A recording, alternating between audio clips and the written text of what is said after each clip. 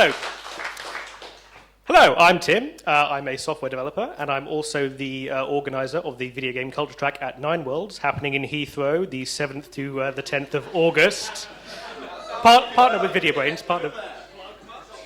fine. VideoBrains will be there as well, so it's all fine. It's all fine. And yes, my talk is called "All the World's a Metaphor Not Found," and I'm talking about bugs, text, and performance in games. That's missing a title. Fabulous. Absolutely intentional. It's a bug in the talk. Okay, so what are games? I'm starting basic here, because games occupy sort of a weird area. So, like games are not purely a science. Unfortunately, it seems I have to make that clear given recent events. But games aren't purely an art either. And what I mean by this is so. Art, obviously, can be good or bad. It's obviously a subjective thing. But games can be working or broken in a way that's somewhat unique to the medium of games. So what do I mean by that? So art has various rules to it. You hear about these a lot. So in portraiture, you've got these rules of natural proportions. Obviously how the face is laid out. You hear a lot about rule of thirds in shot composition. And in architecture, you often find the golden ratio appearing a lot, which produces aesthetically pleasing buildings. So obviously these rules exist, but often you find people generally playing with these rules or kind of breaking them, and these produce sort of interesting results. So, for example, playing with proportions, you get cubism movement coming out of that. You see that different shot compositions can be used, and brutalism on the end. There may be golden ratios in there, but that's obviously a building movement that emphasised function rather than aesthetics, so slightly different. And also, sort of in addition to this, you don't have to follow these rules. I mean, yeah, you can intentionally break them and you come with new moves, but I for this talk, I created a picture in 1 minute. So then, for example, we have a picture of me giving a fabulous talk and some random audience member loving it, of course. I'm not saying that's good, but it's still a picture. It still exists within the medium of pictures. What's that text on there? Never mind, it's more bugs apparently. It's still a picture. I've broken all the rules, but it still counts. However, conversely, here is a game I made in 1 minute. It's a code error. That's it. It doesn't work. So you see, games can be broken in kind of a unique way because there's this underlying set of rules that if you break some of those rules, it doesn't function as a game. I mean, I'm not talking about the whole, what is a game thing. I mean, it's not even a piece of software. It just doesn't work. And that surely isn't a game. I mean, it might be a game, but a talk for another time. We've had that conversation at Nine Worlds, which is at the... how have we called... so I'll go to this one. Who here has experienced a bug in a game? So quite a few. Yeah, okay.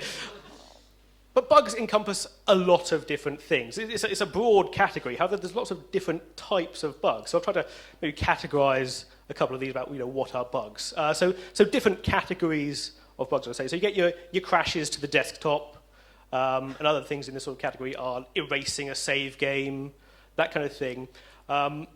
I'll put these under the term of context-breaking bugs. I'll come back to that terminology a little bit later. But the idea that these are the bugs that stop it working as a game, because it destroys sort of the context of the game.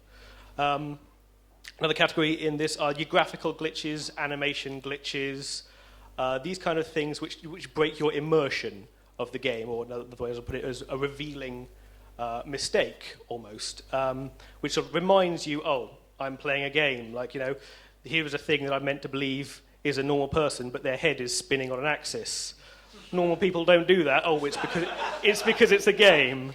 So this we'll see a lot. And the third type of category of bugs that I've identified here are mechanics not working as intended, or as I would call these, just features. And this is the type of bug that I'm interested in talking about in this talk.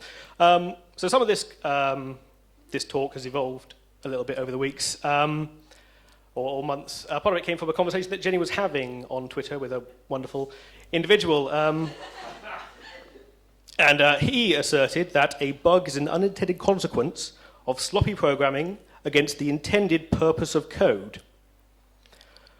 Which, I mean, firstly, just being because of sloppy programming, that's not always true. But the intended purpose of code, that's an interesting thing, as though you would know what the intended purpose of code is when you're playing the game, because I'm pretty sure you wouldn't have the code with you. So how do you know? And this is a thing that comes up quite a lot. I'm just going to take a drink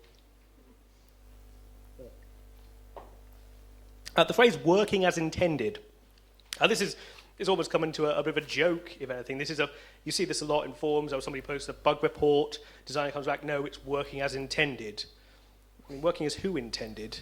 Or how do you know if something is working as intended? Like, that's an interesting question. So the way that this relates to text. Now, I'm not. When I say text, I don't mean literal written text. I'm talking text as in the term of the game as a whole. So I'm taking this straight from Wikipedia about text in literary theory, which says text is any object that can be read, whether this object is a work of literature, street sign, arrangement of buildings on a city block, or styles of clothing. It's a coherent set of signs that transmit some kind of informative message. Terrible form reading from the slide, but still so. And in this way, I think that we can consider games sort of as a text. But then where do bugs fit into the text of a game?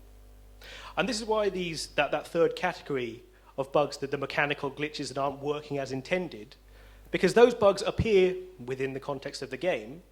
And when you're playing the game, how do you know what was intended?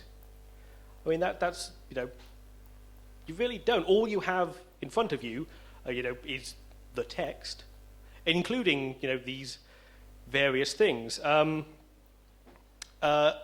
Particularly, I think that this is interesting because you can end up encountering bugs because bugs aren't always the same for everyone.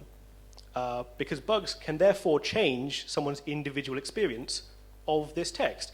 I've got a reference there to the Dragon Age Inquisition recently fixed the banter bug, terrible name, but that was simply a problem that sometimes your companions would go silent for a really long amount of time.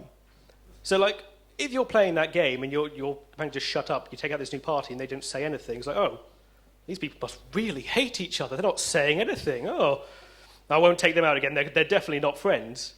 And so that's coloured your interpretation of sort of these characters, because you think, oh, well, yeah, in my game, those people didn't like each other, but oh, actually, it was a bug. It wasn't meant to work like that. But then, who's to say what was meant to happen when you're playing the game? That's what you experienced. Right, yes. Particularly interesting from this category, which, well, I find, is the idea of bugs becoming features.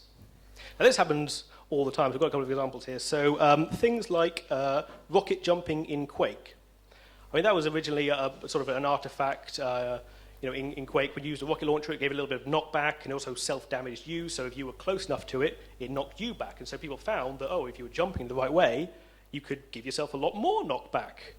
And this is a thing that maybe it started as an unintended consequence of how mechanics work together, or maybe it was a bug in something that gave them that additional boost. It then was adopted because it's something that people could use. And in future games has been recreated. So in Team Fortress 2, for example, like rocket jumping is a big part of the soldier class. And yeah, again, we see this all the time, like animation cancelling in Street Fighter. Obviously the idea that animations in games, you've got the wind up of the animation, and then there's the mechanical point where you actually do the attack or something. And there's animation backswing, which is a couple of milliseconds where your character isn't doing anything. Some people found that you could actually cancel out of this backswing animation. So you immediately attack someone and then move on to another attack, giving you a few extra milliseconds in there to carry on doing something. And in competitive play, milliseconds is really everything. What I recently learned about is that denying in Dota was originally a bug. In fact, it was an artifact of the Warcraft 3 engine that the original Dota was built on top of. And apparently there I didn't get a source for this, but I've seen a source for this previously. I just couldn't find one right now. That they, on numerous times, they tried to patch out denying, but they just couldn't. And now Dota 2, remade, completely new engine, but denying is a mechanic in that. That is now a feature. And, oh yes, volume, in fact. Mike Fizzle's latest game, saw his tweet the other day. Most recent example, he found that dogs just weren't responding to the disguise toolkit. So now it's a feature. So it's this kind of this kind of interesting thing where this whole, I don't know, that's just weird, isn't it? Like, this whole idea that, like, games, they're an art, they're designed, you have a design, they have this grand vision of how it should work, and then, but there's this underlying sort of, I don't know, this sort of problems in communication, as I like to call it. That's how bugs sort of come out of, with communicating with, the underlying languages of the code, or communication between members of your team. Something breaks down, somebody thinks something should work one way, somebody else thinks it should work another way. You end up with these things like not working as you originally intended, but then that's odd, full of bugs, brilliant. But then the final game ends up working a completely different way. So, like, where did that design come from? It's just, I don't know, that seems like a weird thing to me.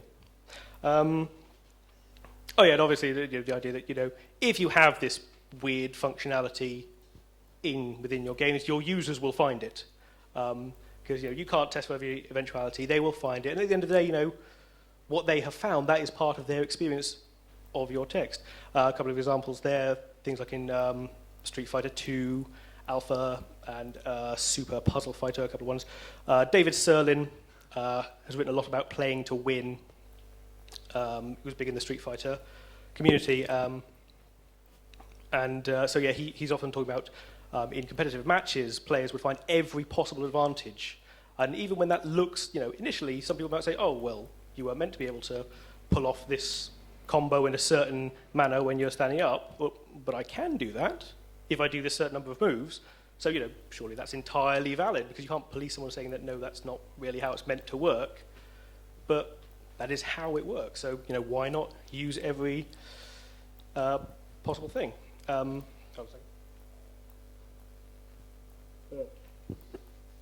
Yes, that was a thing.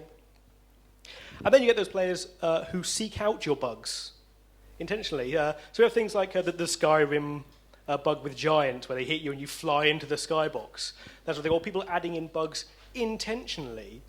That sort of thing. So, I mean, that's entirely valid way to play the game, like hunting out these bugs. So maybe they don't think, oh, yes, this is a very serious game, got to be very serious about things. No, I like it when, but their head flies around, and then I drive into a swing set and my car flies into the skybox. That's brilliant, I love that. Like, you can't say that's the wrong way to play the game, because it is a way to play the game. Right, so I was saying that the bugs kind of make games a bit of a unique medium.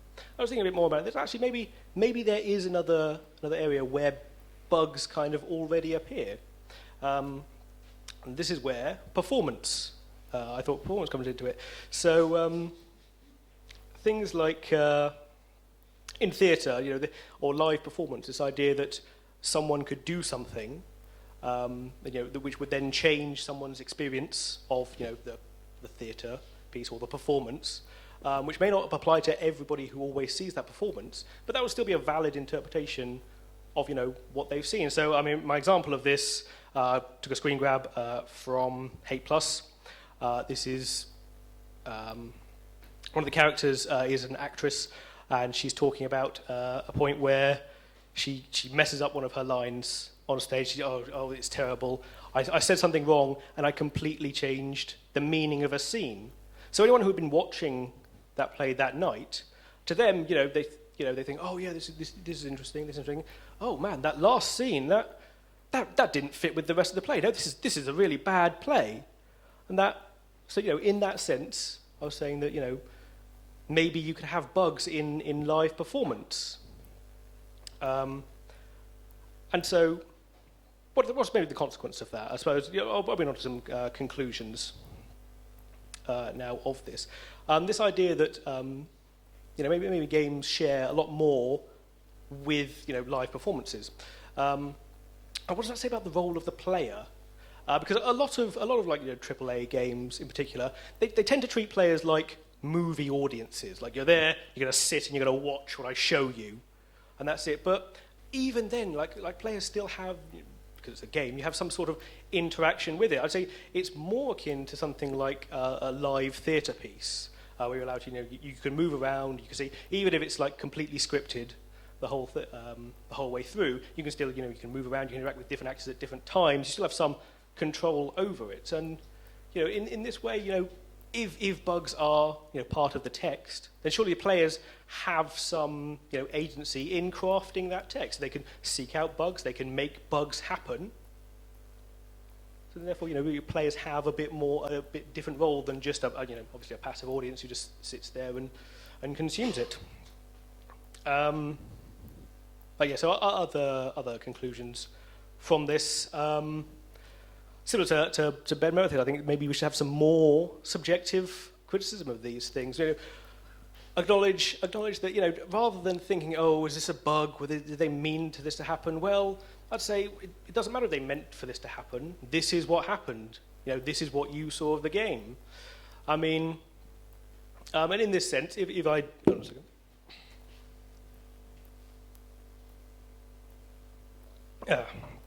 If I wanted to say that Assassin's Creed Unity was perhaps a solipsistic exploration of the idea that that people were merely just thin veneers of personality, when really there's nothing behind that, and all you can ever know is your own mind.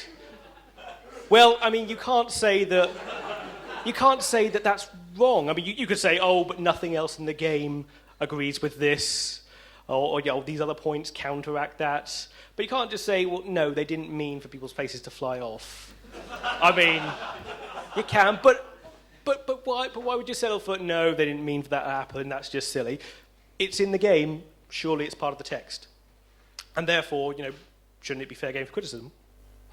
I will just leave you with one case study of this sort of thing in action. So, as Jenny said, we've been playing a lot of Dragon Age Inquisition. Far too much Dragon Age Inquisition. And you see Iron Bull's lieutenant in that, who's one of your party members, called Krem, and Krem has a bit of a drinking problem. You see when Krem... I can't see it brilliantly there. You see when Krem takes a drink, his animation cycle is slightly out, and he occasionally shoves the bottle up his nose. And also, occasionally, you walk in, you find Krem sitting on the back of his chair. I was like, that's not right. However, I've seen people discussing this. This was just a sort of a fan headcanon saying that, they think that Krem would have a crush on the bartender in this bar, and they'd be really awkward asking them out, and then the bartender would be, oh, finally, why have you asked me out? But they added the tag in there. It's probably why they keep missing his mouth with that bottle, because he's too busy staring at the barmaid. And so that's why it's going up, is that because he's distracted, and so he's just pouring it down himself. And the reason why he's sitting on the back of his chair is so he can look out for the barmaid when she gets out of his sight. And I thought this was brilliant. And also this links into, users will complain when you fix something which you think is broken, but they were using. And people complained when they fixed this bug, because they thought, oh no, I actually quite liked this interpretation. So yeah, that's I think just a quick case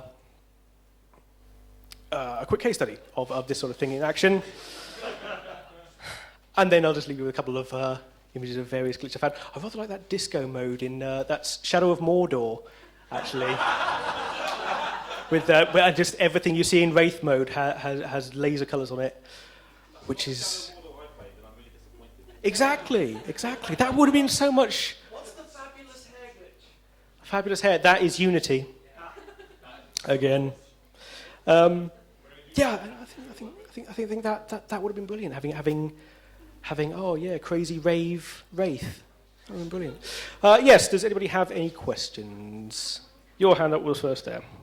What's your absolute favourite glitch in any game ever? Oh god, favourite glitch in any game ever.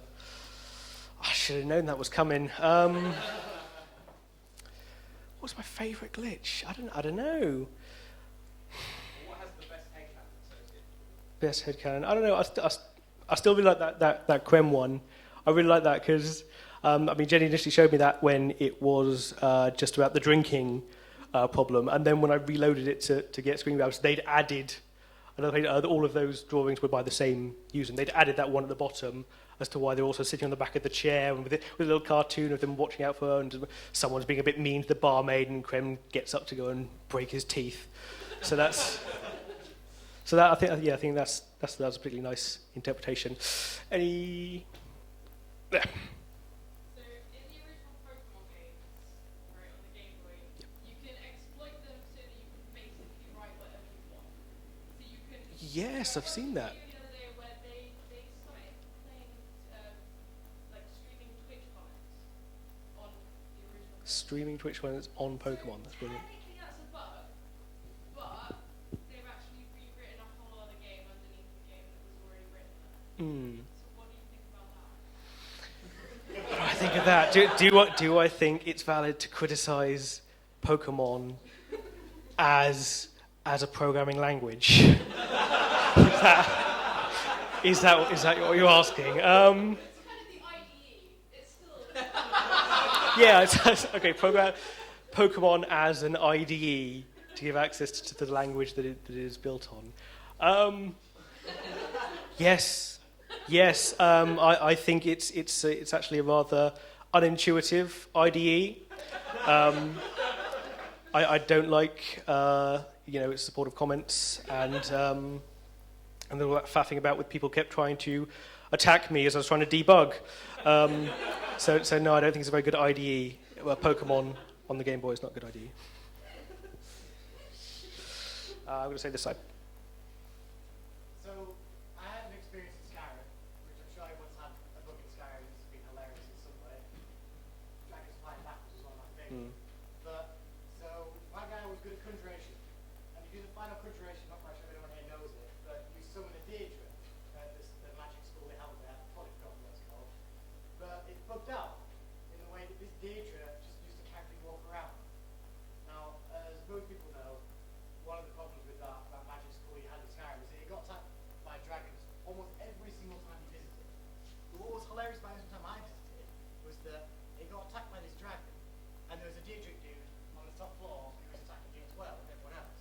So it was a brilliant moment of a bug in a game that, like, I liked it. I loved the idea that there's this weird Daedric dude just walking around the ceiling. You know, like, he wasn't meant to be there anyway whatsoever, but he was there. Summoned an arcane protector for this town. Total accident, and then you'd hear, like, when you attack into the dragon, you'd hear this big Daedric dude, like, shouting that he's going to kill this thing. And it felt like part of the world as such. And I was wondering if you had any moments of, like, a glitch that almost, because it was so subtle of a glitch, it didn't quite break the world as a whole. And it almost cracked the world. It created a whole narrative for yourself. If you had any of those. Anyone else here had any of those that you want to talk about? Does anybody else have any interesting bugs they would like to share? Damn. I don't know, any subtle bugs. I mean, yeah, obviously the whole subtle bugs thing. I mean, that's sort of what a lot of the focus was. I mean, kind of with the Dragon Age Inquisition banter bug. You know, it was, oh man, my party hate each other. That's a bit of a shame, and allows you to craft, see more of your or more interpretation of how these characters interact with each other. I don't know. I came terribly unprepared with ideas of bugs, unfortunately. Bug? With the kind of subtle bugs, so about the Shadow Colossus boss levels. Yes, I completely forgot about that. Yes, Ben was telling me about in Shadow of the Colossus, they apparently left a lot of the beta levels and beta areas within the game code because who has time to go back and clean up old game code that you're no longer using? And so there's a lot of people who go out and try, if you jump off of aggro to grab this specific bird at this time of day, it'll fly you to one of the lost levels. Yeah, I've seen it. I just love that this kind of method. Because I mean, you're already in this mystical, forbidden land. Just this idea that there's more forbidden sections of the forbidden land. That kind of mythos emerging about a game. So that maybe relates to that kind of thing. We done? One more question? Done? Done. Okay, that was me.